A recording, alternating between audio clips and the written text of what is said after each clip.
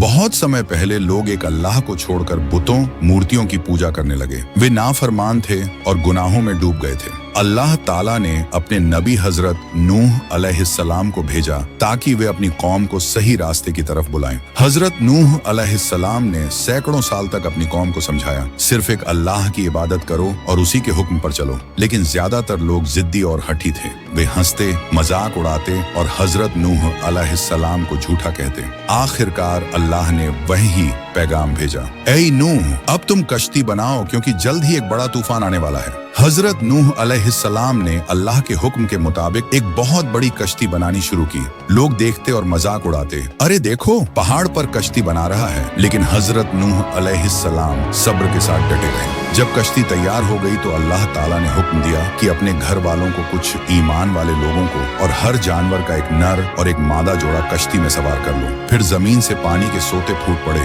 आसमान से तेज बारिश बरसने लगी। पानी इतना बढ़ गया कि पहाड़ भी डूबने लगे। यही था नूह का महान तूफान। कश्ती अल्लाह के हुक्म से पानी पर चलने लगी। हजरत नूह अलैहिस्सलाम और उनके साथी महफूज रहे, लेकिन नाफरमान लोग डूब गए। कई दिन बाद जब अल्लाह ने चाहा तो जमीन ने पानी सोख लिया, बारिश थम गई और कश्ती एक झुड़ी पहाड़ पर ठहर गई। इस तरह हजरत नूह अलैहिस्सलाम और ईमान वाले लोग नई जिंदगी के सफर पर निकल पड़े।